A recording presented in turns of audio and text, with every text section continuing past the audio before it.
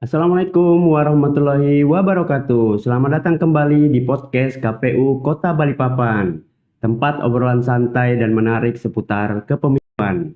Di edisi kali ini kita akan berbincang dengan tema Pasca Pemilu KPU dan Bawaslu ngapain? Ayo teman-teman pemilih, pasti banyak yang kepo juga kan? Pasca Pemilu KPU dan Bawaslu ngapain? Jangan-jangan banyak juga yang beranggapan bahwa setelah pemilu berakhir, KPU dan Bawaslu nganggur. Nah, untuk menjawab itu semua, podcast kali ini kita sudah mengundang tamu spesial yang akan mengupas apa saja yang sedang KPU dan Bawaslu Balikpapan lakukan pasca tahapan pemilu dan pilkada selesai diselenggarakan. Pastinya ini bakal seru dan tentunya mengedukasi kita semua. Selamat datang Ibu Wasanti, terima kasih sudah hadir di podcast kita pada hari ini. Bagaimana kabarnya Bu Wasanti? Silakan mungkin diperkenalkan. Saya Wasanti, Ketua Bawaslu Kota Balikpapan, periode 2023-2028. Bu Ketua, mungkin bisa dijelaskan sedikit pekerjaan Bawaslu itu secara garis besar apa ya? Yang mungkin teman-teman pemilih belum ketahui begitu. Oke, kalau fungsi tugas dan kewenangannya Bawaslu itu melaksanakan pencegahan, Ya, gitu kan, benar. Pengawasan, Ya. gitu, dan penindakan kayak gitu. Pencegahan di sisi apa? Pencegahan misalnya terkait dengan money politik dan lain sebagainya. Jadi sebenarnya sebelum ada money politik itu Bawaslu itu sudah melakukan pencegahan. Misalnya kami membuat surat himbauan Ya. ke partai politik, Ya. gitu kan, atau ke peserta pemilunya, bahwa A, B, C, D ini tidak boleh dilakukan selama masa kampanye atau selama masa bergulirnya tahapan pemilu kayak gitu. Terus pengawasan apa? Pengawasan misalnya dari sisi administrasi pencalonannya, gitu kan, yang dilakukan oleh teman-teman KPU, Ya. kayak gitu. Ya. Mungkin teman-teman KPU juga merasakan itu kan, Ya, kayak gitu. kami sangat diawasi oleh Bawaslu.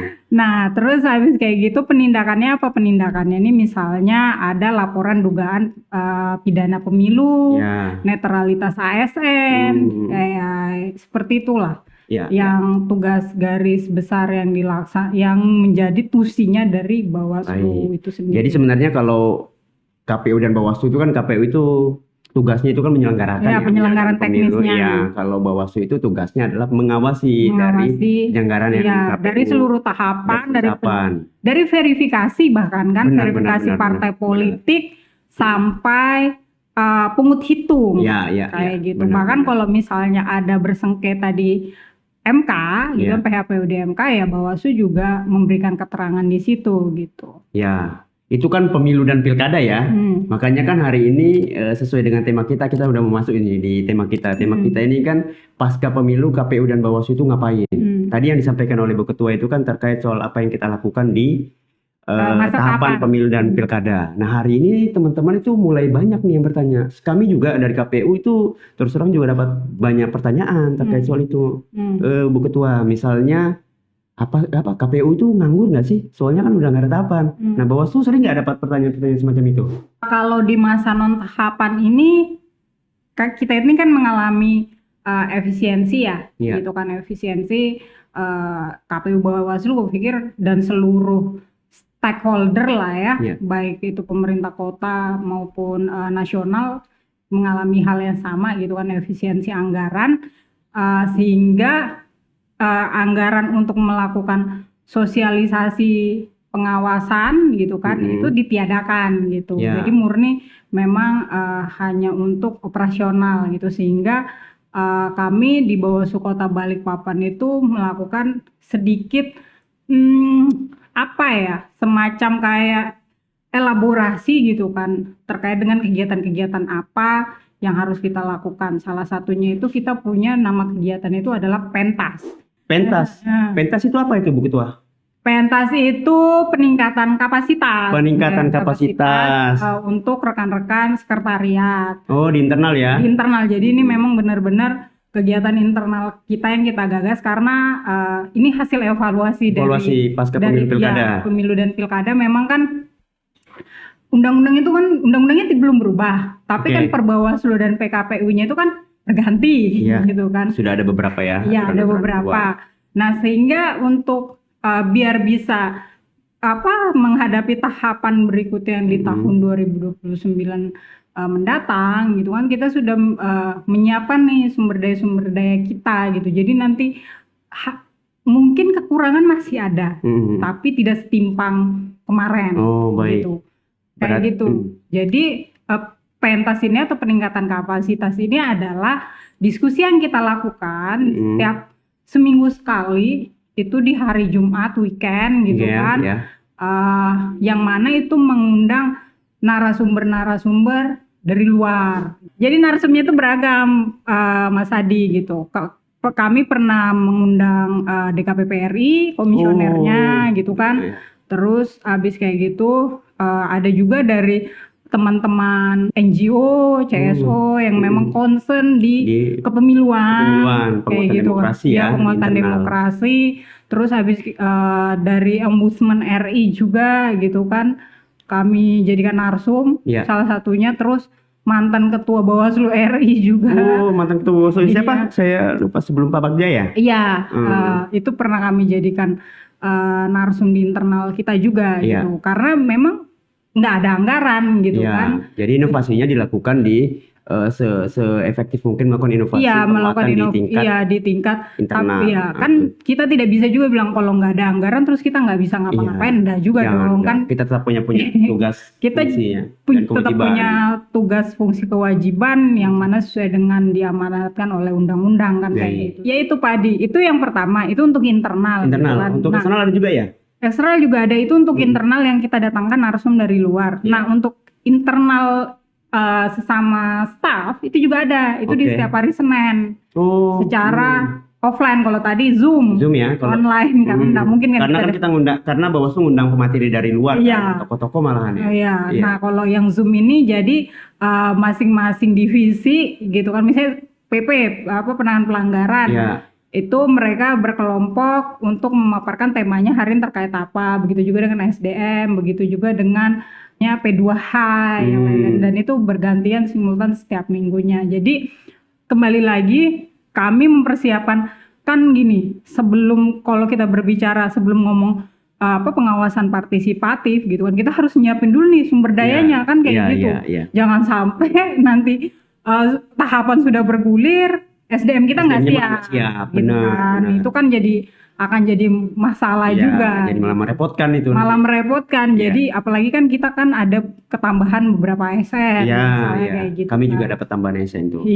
Kayak gitu. Baru kan teman-teman ini kan sudah diangkat jadi P3K yang sekretariatnya kan. Jadi kan mereka punya kewajiban lebih lah gitu untuk membranding diri, meningkatkan kapasitas, dan itu juga bagian dari kegiatan kita juga. Baik, kalau itu mungkin dari sisi Bawaslu ya, saya juga ingin sampaikan bahwa kalau di KPU kan untuk meminimalisir pertanyaan-pertanyaan KPU dan Bawaslu itu ngapain ya, kami dari sisi Bawaslu udah nyampain ya bahwa punya kegiatan di internal, bahkan penguatan internal dengan mengundang beberapa tokoh penggiat demokrasi, bahkan tokoh-tokoh yang dulu pernah terlibat dalam penyelenggara pemilu ataupun pilkada ya.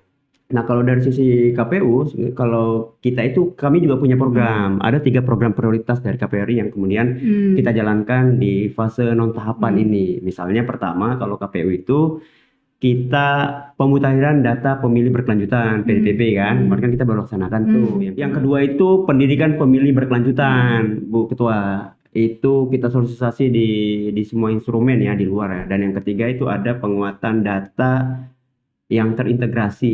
Jadi ada 3 konsep dari KPU. Dari Bawaslu sendiri, mungkin karena tadi bicara soal internal ya, penguatan SDM. Setelah penguatan SDM itu dilakukan, kira-kira aplikasi lain yang kemudian dilaksanakan di ranah eksternal yang bersentuhan dengan masyarakat apa? Ada nggak? Ada. Kalau kami tuh ada surat edaran ya dari Bawaslu RI nomor 2 tahun 2026 terkait dengan konsolidasi demokrasi.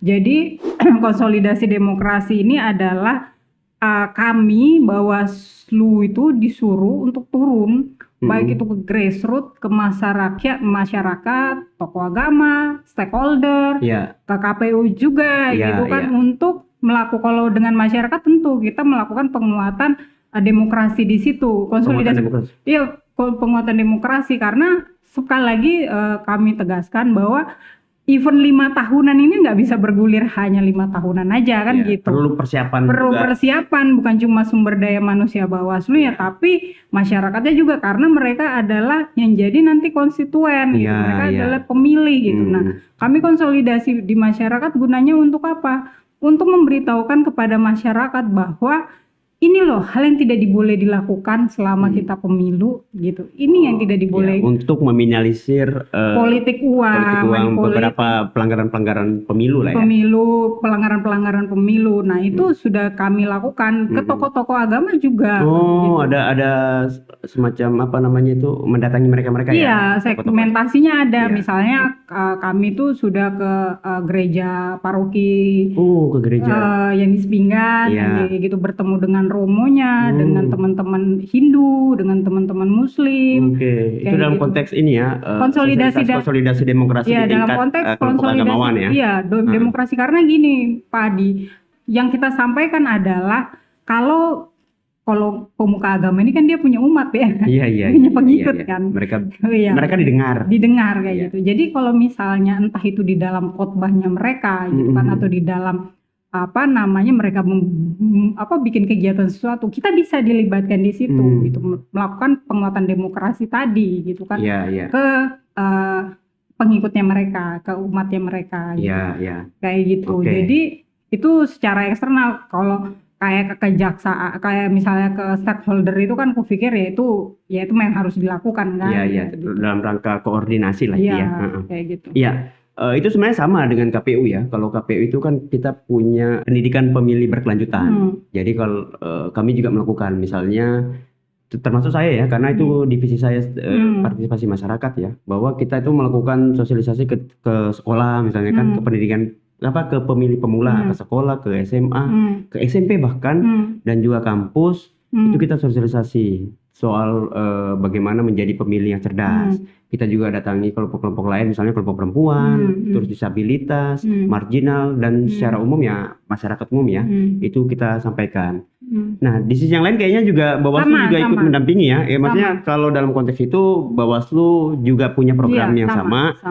Tapi yang lainnya misalnya PDPP gimana? Karena kan kami juga punya program per triwulan tuh kita melaksanakan pemutaran data pemilih berkelanjutan. Bawaslu kan juga terlibat kalau ya kan? Iya. Jadi memang kalau terkait dengan konsolidasi ke sekolah-sekolah itu juga kami melakukan gitu. Sama ya? Sama kayak ke kampus, ke sekolah-sekolah, ke kelompok-kelompok teman-teman disabilitas itu juga kami lakukan gitu kan. PDPB itu juga sama kan, apa yang menjadi tugas KPU kan pasti akan kami awasi juga. Ya. Jadi memang dalam PDPB itu KPU turun ke lapangan, Bawaslu juga turut mengawasi ya. Sampai nanti prosesnya kan tahapannya pertama kan kita ke lapangan ya. Habis itu kita lakukan rakor ya kan. Pleno. Sampai pleno, dan itu juga tak hanya melibatkan Bawaslu tapi juga stakeholder terkait. Mungkin teman-teman pemilih masih bingung tuh apa itu PDPB ya. Mungkin saya jelasin dulu ya buat teman-teman apa sih PDPB itu gitu. Jadi PDPB itu adalah langkah untuk mewujudkan pemilih yang valid, yang akurat. Ya kan, makanya kan pemutahiran ya. Jadi dia menjadi, kita turun ke lapangan tuh dalam rangka agar pemilih ini menjadi lebih valid, lebih akurat, dan tentunya ini juga menjadi bagian yang tanggung jawab yang harus kita jaga. Kita lanjut, Bu Ketua. Kan kemarin kita sudah melalui pemilu dan pilkada ya, dan itu kan sangat padat banget, tahapannya tahapannya sangat padat. Hektik. Iya, dan satu sisi juga kan tantangannya kan juga beragam ya. Kira-kira dari Bawaslu apa tantangan yang kira-kira menjadi bagian yang perlu dievaluasi dalam konteks pemilu dan pilkada kemarin? Kalau dari Bawaslu itu tantangannya itu sebenarnya kalau di sisi penanganan pelanggaran ya, itu terkait dengan durasi gitu. Oh, durasi. Ya, durasi penanganan. Durasi penanganan. Misalnya gini, kalau di pemilu itu kita punya waktu 7+7 hari untuk penanganan pelanggaran. Di pemilu. Gitu. Artinya kan 14 hari lah ya. Iya. Nah, kalau di pilkada itu 3+2, 5. 5 hari ya. Iya. Berarti kalau pemilu itu 7 hari, jangka penanganannya. Kalau di pilkada itu justru lebih kecil ya, Iya, 5 hari 5 ya. hari Iya, gitu, 5 hari, 13.2 ya. 13.2 5 hari, dan itu bukan hari kerja. Jadi everyday. Oh iya. Hari biasa Kan aja kita kan hari gitu. kalender kan? Iya, bu hari kalender Iya. gitu kan. Jam kerja kita kan kalender. Iya, kayak gitu. Itu yang menjadi itu tantangannya sih gitu. Iya. Apalagi kan tidak bisa dipungkiri pemilu dan pilkada ini tentu situasi eskalasinya berbeda lah. Eskalasinya berbeda. Gitu kan. Partisipasinya juga berbeda tuh. Berbeda Pemilih partisipasi. itu cenderung lebih tinggi, pilkada itu cenderung lebih di menurun. bawahnya ya, tidak gitu. pernah menyamai pemilu. Nah, ya eskalasinya berbeda, treatmentnya juga tentu pasti akan Iya. berbeda gitu. Itu sih tantangannya. Itu yang pertama, terkait dengan kalau evaluasi ya terkait dengan hari gitu, Iya. hari penanganan Ya, pelanggaran. durasi waktu penanganan ya. Iya. Yang kedua itu terkait dengan sumber daya manusianya juga. Oh, Kalau ini bicara soal personal di Bawaslu sendiri ya? sekretariat gitu. Oh, kan. di sekretariat. Ya, benar-benar di gitu. sekretariat ya. Kalau kan waktu pemilu dan pilkada kemarin kami belum ketambahan ASN nih. Iya. Gitu. Jadi memang ditambah laporan yang masuk itu kan tidak mengenal jam. Iya. Bahkan kemarin kan ada yang mengadukan itu sampai tengah malam itu WA itu. Itu ya, itu Yang terakhir di ya. hari terakhir besoknya mau pencoblosan tuh. Iya. Pilkada kayaknya. Mau pencoblosan malam harinya datang berombongan ke. Tapi kalau misalnya ada dugaan pelanggaran, ini kita masih bicara soal pemilu atau pilkada ya. Kalau terjadi pelanggaran, kira-kira ada sarana nggak ya dari masyarakat untuk kemudian melaporkan, itu seperti apa? Oh bisa, pelapor itu kan jadi gini, pelanggaran itu bukan hanya menjadi temuan dari Bawaslu, masyarakat juga bisa Masyarakat juga ya. melaporkan. Jadi bukan hanya Bawaslu yang menemukan di lapangan ya. Tapi masyarakat Ada peran lain ya. Ada juga. Banyaknya itu memang masyarakat yang melaporkan Iya. terkait dengan penanganan pelanggaran, maksudnya dugaan pelanggaran ya. pemilu. Seperti apa itu? Kalau masyarakat ingin melaporkan dugaan itu? Mereka datang ke kantor Bawaslu, ada yang bisa biasa gini, chat gitu kan di sosmednya Bawaslu. Kalau itu kami jadikan temuan gitu kan. Ada masyarakat itu gini, mungkin dia punya bukti tapi dia tidak berani melaporkan gitu kan, karena kan mungkin berpikir soal keselamatannya dia atau dan lain sebagainya. Tapi kalau dari Bawaslu sendiri pun selalu ketika misalnya kita melakukan sosialisasi atau bertemu dengan masyarakat, laporkan gitu kan. Laporkan dengan bukti formil dan material yang lengkap kayak gitu. No by asumsi ya. Berarti laporan itu dapat ditindaklanjuti oleh Bawaslu ketika si pelapor telah memenuhi unsur material dan formil ya, baru kemudian dapat ditindaklanjuti ya. Baru bisa dinaikkan ke tahap selanjutnya. Oh begitu. Gitu. Iya. Gitu. Nah tahap selanjutnya itu tahap penanganan pelanggaran itu. Kalau bicara soal Balikpapan, penanganan sendiri sejauh mana? Ini kan kalau dari sisi KPU ini kan penyelenggara aja ya, artinya bukan soal aja, maksudnya penyelenggara ini maksudnya kita menyiapkan instrumennya apa segala, lalu kemudian ada Bawaslu yang mengawasi prosesnya. Nah dalam pemilu dan pilkada kemarin kira-kira banyak nggak terjadi pelanggaran-pelanggaran atau hal-hal yang kemudian membuat seolah-olah demokrasi kita ini masih perlu banyak perbaikan?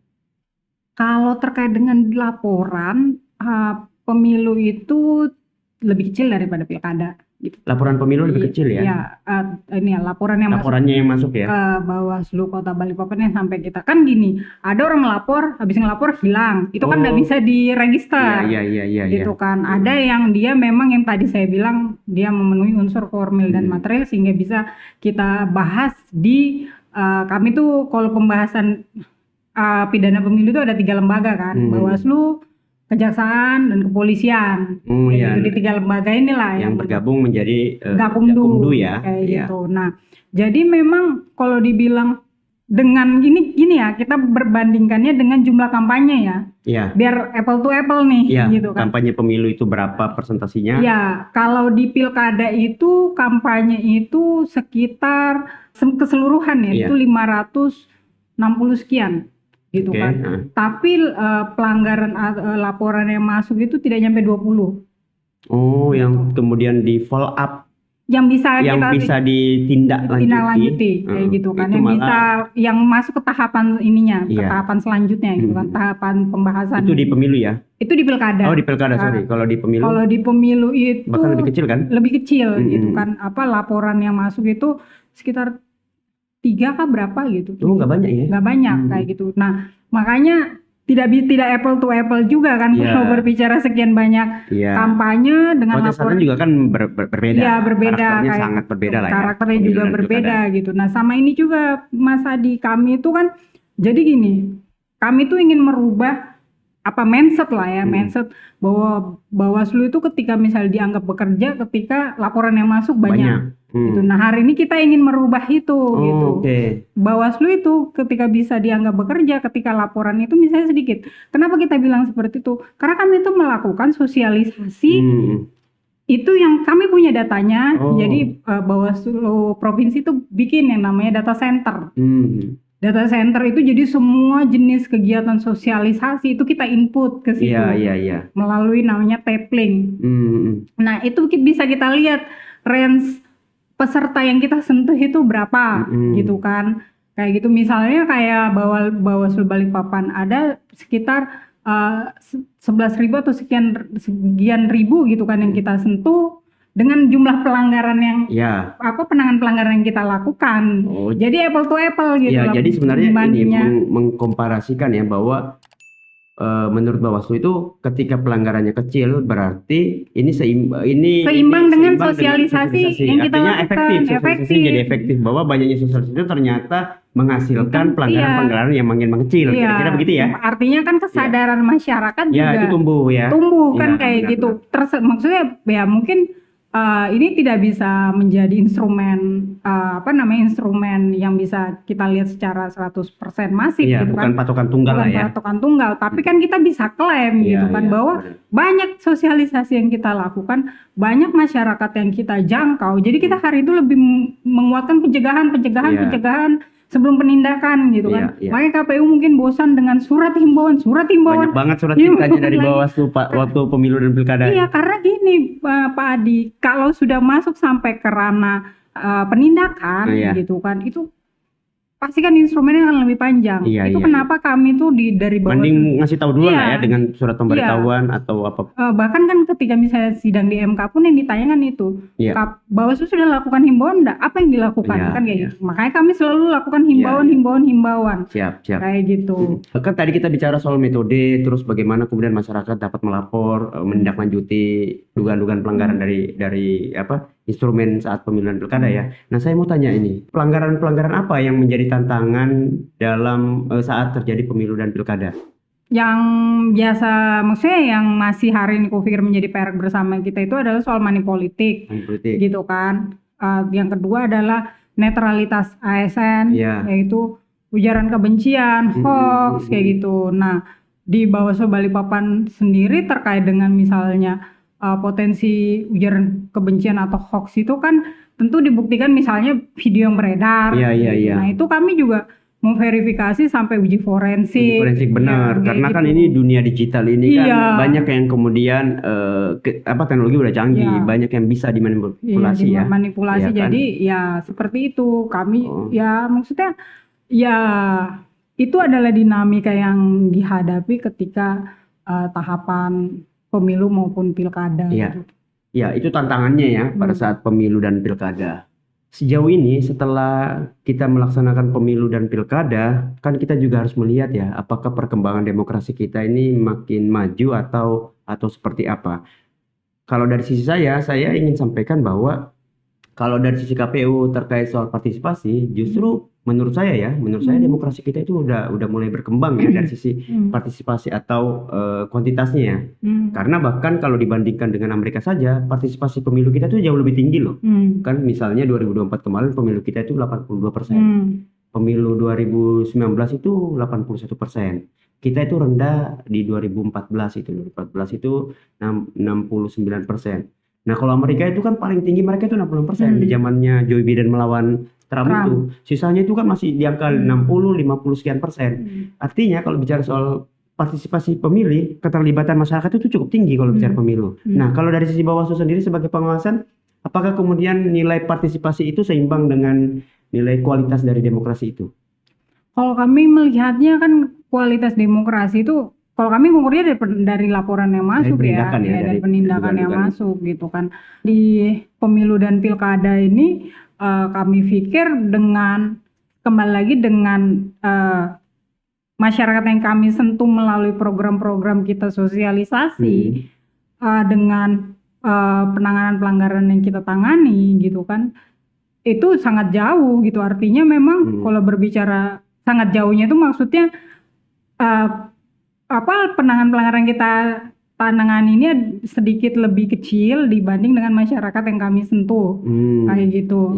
Melalui sosialisasi dan baik itu yang kami lakukan Bawaslu lakukan sendiri ataupun Bawaslu misalnya menjadi narasumber dari instansi lain kan kayak gitu. Kalau saya pribadi melihatnya masyarakat hari ini tuh cenderung lebih cerdas gitu loh dibanding sudah paham dengan kenapa saya bilang seperti itu kan karena money politik itu tidak semasif yang dulu gitu loh. Tingkat kritisnya masyarakat itu hari ini tuh kelihatan kok kayak gitu. Artinya kan dengan perkembangan sosial media dan lain sebagainya mudah kan sebenarnya untuk mendeteksi itu benar. Dan ketika misalnya peserta pemilu mau melakukan itu pun juga harus mikir kesekian kali. Jadi secara umum sebenarnya kita bisa menyimpulkan ya bahwa demokrasi kita ini secara partisipasi juga tinggi dan juga secara kualitasnya juga pelan-pelan juga mulai membaik ya, mulai ada kesadaran yang tumbuh dari masyarakat. Mungkin sebelum kita akhiri, Bu Ketua, kira-kira kita perlu memberi pesan kepada masyarakat bahwa pemilu dan pilkada itu kan sebenarnya kan tidak hanya kita selenggarakan, tapi juga kita butuh partisipasi yang aktif dari mereka, baik partisipasi soal mereka terlibat dalam mencoblos, termasuk juga mereka juga aktif melakukan pengawasan sehingga kita sama-sama jaga demokrasi ini. Pertama gini, yang harus kita kita samakan frame berpikir ya. Momen 5 tahunan ini kan memang hanya 5 menit di bilik suara gitu kan. Tapi kan ini menentukan 5 tahun nasib kita ke depan kan kayak gitu. Itu yang pertama. 5 tahun wajah negeri ini, wajah kota ini ke depan itu akan seperti apa gitu kan, sehingga memang menjadi pemilih cerdas itu bukan pilihan tapi keharusan kan gitu itu harus menjadi pemilih cerdas karena kembali lagi ini menyangkut hajat hidup kita semua ini berhubungan langsung dengan nasib kita semua Kalau untuk masyarakat sendiri sebenarnya kalau dari kami ketika misalnya nanti 2029 itu kan kita akan memasuki pemilu kayak gitu, menjadi pengawas aktif itu juga penting gitu. Karena ini kembali lagi ini menjaga soal nasib kita 5 tahun ke depan gitu,